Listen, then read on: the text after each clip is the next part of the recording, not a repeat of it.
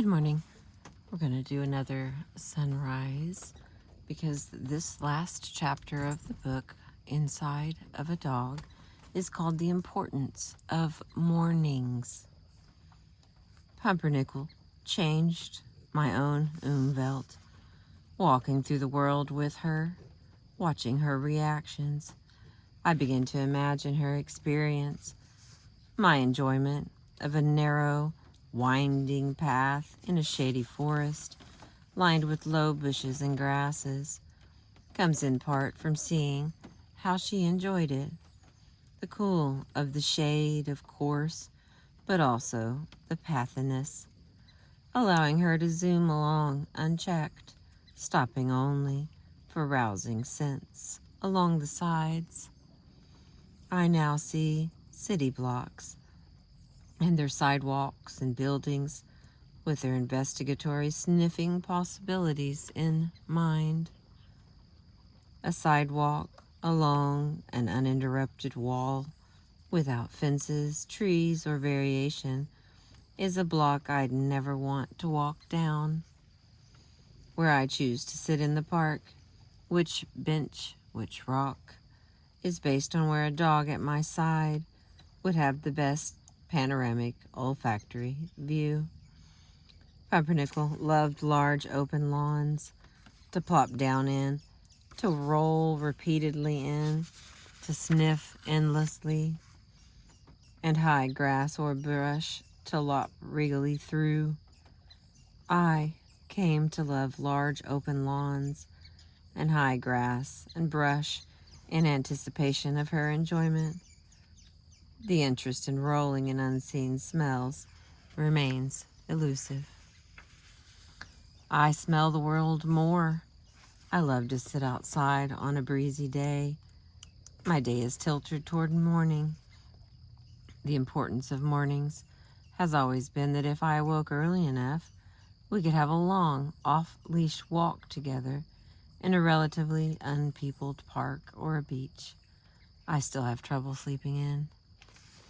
It is a very small bit comforting to realize how deeply she is in me, even over a year from the day when she was also aside me, willing to submit to a tickle of the dense curls under her chin as she rested it on the ground for the last time.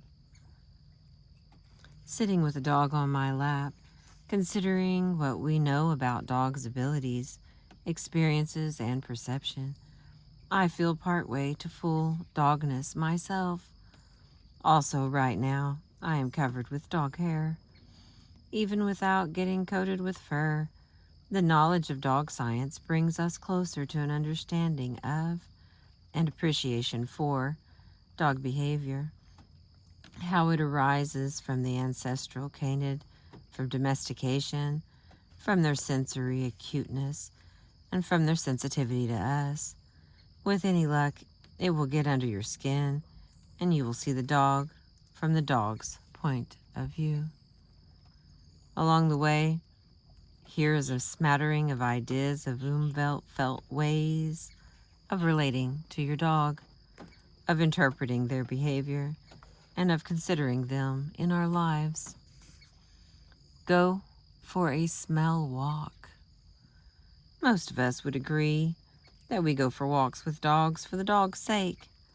It is for Pumpernickel's sake that I woke early every morning to catch a permitted off-leash walk in the park, for her sake that I came home during the day to circle the block with her, for her sake that I shod myself before bed and sleepwalked to walk. Yet dog walks are often not done with the dog's sake in mind, but strangely playing out a very human definition of a walk. We want to make good time, to keep a brisk pace, to get to the post office and back. People yank their dogs along, tugging at leashes to get noses out of smells, pulling past tempting dogs to get on with the walk. The dog doesn't care about making good time. Instead, consider the walk your dog wants. Pumpernickel and I had a good variety. There were the smell walks, where we made zero progress, but she inhaled untold purple, mesmerizing molecules. There were Pump's choice walks, where I let her choose which way we went at every intersection.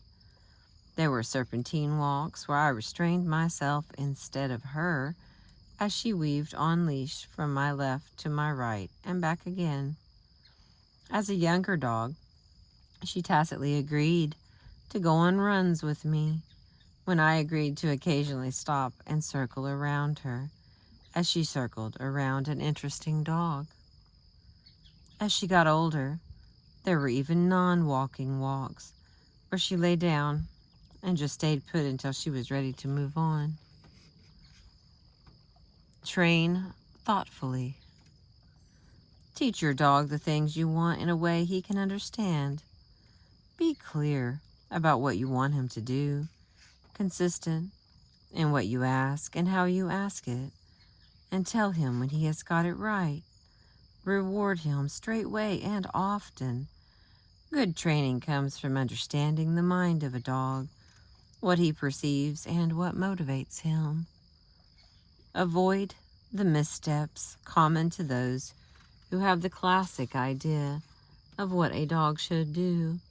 Sit, stay, obey. Your dog is not born knowing what you mean by come here. You must teach it explicitly in small steps and reward him when he actually comes. Dogs are attuned to tiny cues from you, cues that may be the same when you call come as when you say go away. A tone of voice, a body posture. It is up to you to make your request specific and distinctive. Training can take a long time. Be patient. When even a trained dog does not come to calling, too often people chase him down and then punish him, forgetting that from the dog's point of view, the punishment is linked with your arrival, not his earlier disobedience. This is a quick, effective way to get him to never come when you call him. When come here has been learned, a good argument can be made that there is little else by way of commands that an ordinary dog needs to know. Teach them more if you both enjoy it. What a dog most needs to learn is the importance of you, and that is something he is born to see. A dog who cannot shake hands on command is just a little more doggy.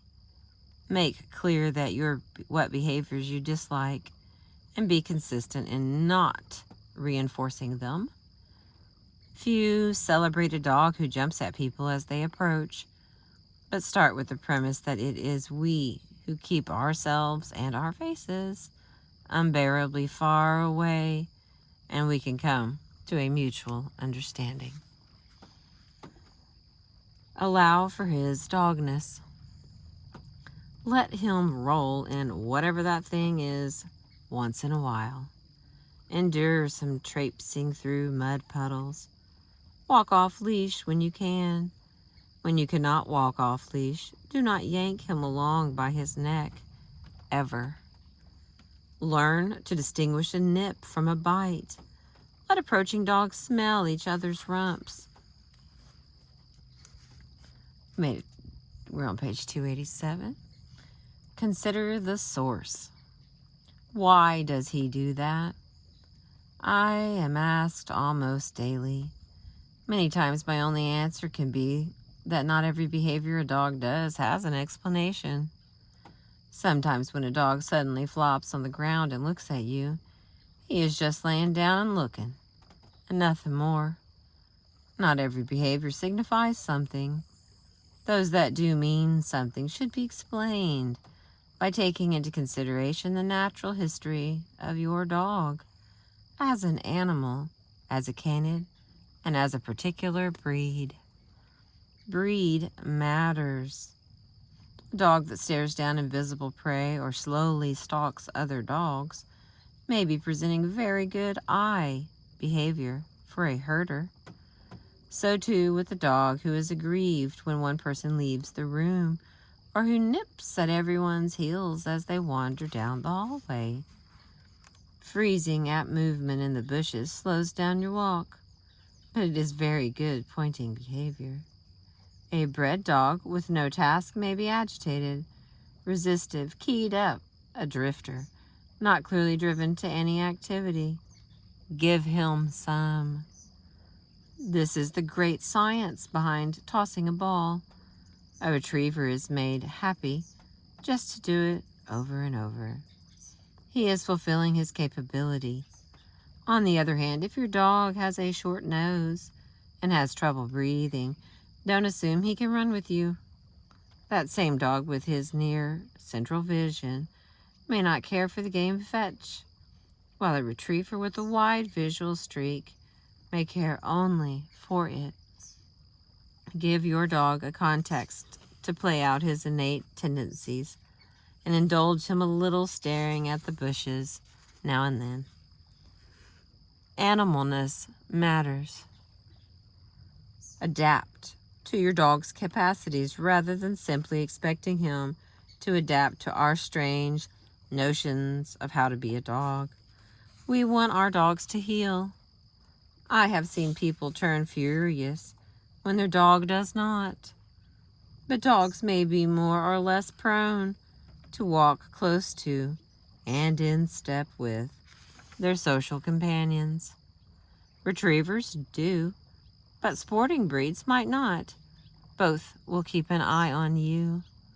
Also, most dogs exhibit handedness, pawedness. So while we shunt them to our left, as every training class has us do, we might be disadvantaging some dogs more than others, and leading to inevitable frustration if the good smells are all on the right side of the path. It would be a shame to punish a dog needlessly because we simply do not know his nature. Not every dog needs to heal in the same way. The essence is simply being safe and manageable. Canedness matters. Your dog is a social creature. Do not leave him alone for most of his life. Give him something to do. One of the best ways to see your dog's capacities and interest is simply to provide a lot of possible things to interact with. Wiggle a string in front of your dog's nose along the ground. Stash a treat in a shoebox. Or invest in the many creative dog toys that are marketed. A rich set of things to burrow into, choose, nose, chew, bob, shake, pursue, or watch will engage your dog and keep him from finding his own burrowable and chewable objects among your possessions. Outside agility training or some simulacrum obstacle course is a well-defined way to engage and interest many energetic but driven dogs. But interest can be spiked simply by a weaving, smell-laden path or the unexplored reaches of a field. Dogs like both the familiar and the new. Happiness is novelty. New toys, new treats, in a safe but well-known place. It can be a cure for boredom too. The new requires attention and prompts activity. Hiding food to be searched for is one example. They must move around to explore the space, using nose and paw and mouth together. You need only watch the exuberance of an agility dog on a new course to see how good new is. Play with him. In youth, but even throughout their lives, dogs are constantly learning about the world, just like a developing child. Games that children find mind-bogglingly fun work with dogs too. Peekaboo, disappearing around the corner or under a blanket instead of behind hands, is especially fun when dogs are learning about invisible displacement. That objects continue to exist when you can no longer see them. Dogs are astute perceivers of associations, and you can play with that. Ring the bell for dinner, Ivan Pavlov found, and the dogs anticipate dinner. You can connect bells or horns, whistles, harmonica, gospel music, just about anything, not just with food, but with people arriving or the time for a bath. Make a string of associations and treat your dog's actions as adding to that string. Play imitation games, mirroring what your dog does, jumping on the bed, yelping, pawing the air. Note your dog's current skills and try to stretch his ability. If he seems to know walk or ball, start using words that make more subtle distinctions. Smell walk and blue ball. Evening smell walk, blue squeaky ball. And at any age, play with your dog as a dog would. Choose your play signal. Play slap your hands on the ground, mimic panting close to his face, race away with looks back at him, and play. Treat your hands as he does his mouth, and grab head, legs, tail, belly. Give him a good toy to hold on to, or be prepared for some nips. Watch as your own tail may begin to wag. Look again. Much enjoyment can be had in noticing the invisible, visible features of your dog, the things we typically see through that are on display right in front of us. We now know how attentive dogs can be to people and to our attention. Notice the variance in creative methods your dog uses to try to get your attention. Does he bark or bray? Stare at you wistfully? Sigh loudly? Walk back and forth between you and the door? Lay his head on your lap? Find the methods you like and respond to them, letting the others fade away naturally. Notice how your dog uses his eyes, the frenzy of his nose, how his ears fold back, prick up, and pivot toward a distant bark. Notice all the sounds he makes and all the sounds he notices, even the way the dog moves, an action so familiar as to make him recognizable at a distance, is transformed on closer examination. What gait does he use? A medium-sized dog may stride forward in the classic walk, the rear foot on one side of the body slowly chasing the front foot to the ground, the diagonal paws moving almost in sync. Hurrying a little, he trots, the diagonal legs now in tandem, occasionally finding himself with only one paw of four fully on the ground. Between the trot and the walk is the gait of the short-legged, typical of the bulldog, front heavy with a wide stance, his rear end rolling as he walks. Leggy dogs do better at the gallop, the run of greyhounds, wherein the two rear feet precede the two front to the ground, the dog's body alternating between outstretched and airborne and spring-loaded. In the gallop, that fifth toe-like digit partway up the front leg of most dogs, the dew claw, is used for stability and leverage. At a gallop's end, you might find the usual clean dew claw with a dollop of mud under it. Toy-sized dogs, half-bound, bringing their two hind legs forward at once, but uncoupling their front footfalls.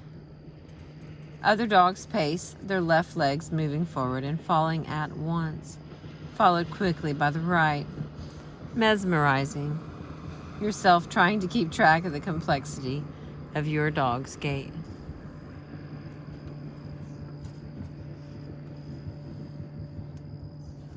Spy on him to understand what your dog's day is like at home without you might be like, wait a second, let's try that again. To understand what your dog's day at home without you might be like, by all means, videotape it. One of the distinct pleasures I got with Pumpernickel was seeing her act without me.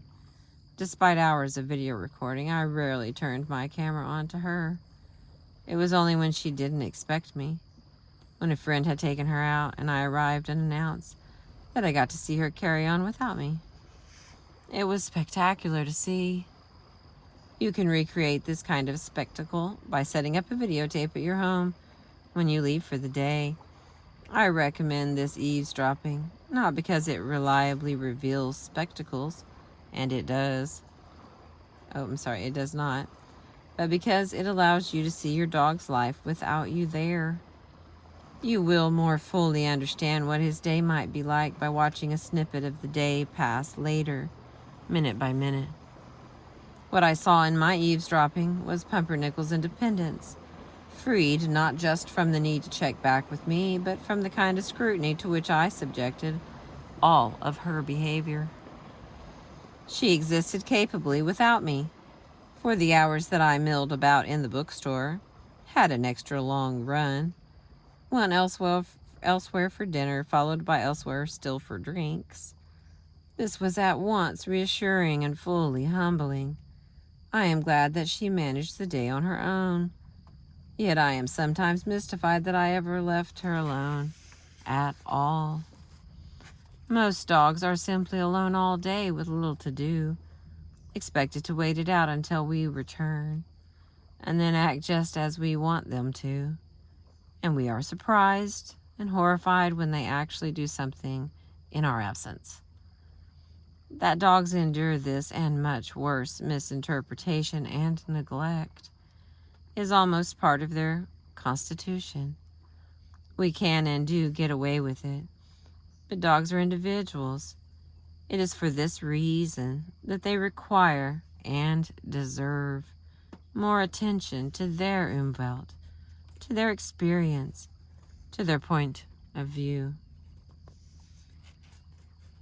Do not bathe your dog every day. Let them smell like a dog as long as you can stand it.